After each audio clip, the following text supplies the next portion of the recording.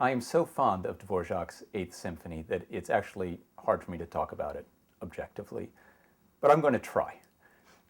The Eighth Symphony, like all of Dvořák's symphony, is astonishing for the number of tunes in it. In the first movement alone, there are 3 important tunes and any number of subsidiary tunes. But also astonishing is how each melodic idea can be used to present so many different moods. Sometimes you're not even aware that it's the same thing that was sad before that's so happy now, the same musical material. You've got a first movement that opens with this broad melody in the cellos that sounds like some kind of a folk ballad, immediately followed by something like a bird call in the flute, immediately followed by yet a third tune in the violas and cellos that develops into something completely upside down and different.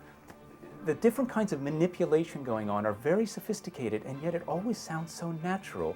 There's this very earthy folkiness completely transformed by a classical approach that makes Dvořák so unique. The second movement is perhaps his most searching slow movement. It takes you through every aspect of life. Anybody who thinks that Dvořák is an easy tunesmith or in any way superficial needs to listen to this movement carefully. It really faces up to every kind of tragedy in life and comes out accepting. The third movement is such a graceful waltz, I think it puts Tchaikovsky to shame. And so full of Czech character.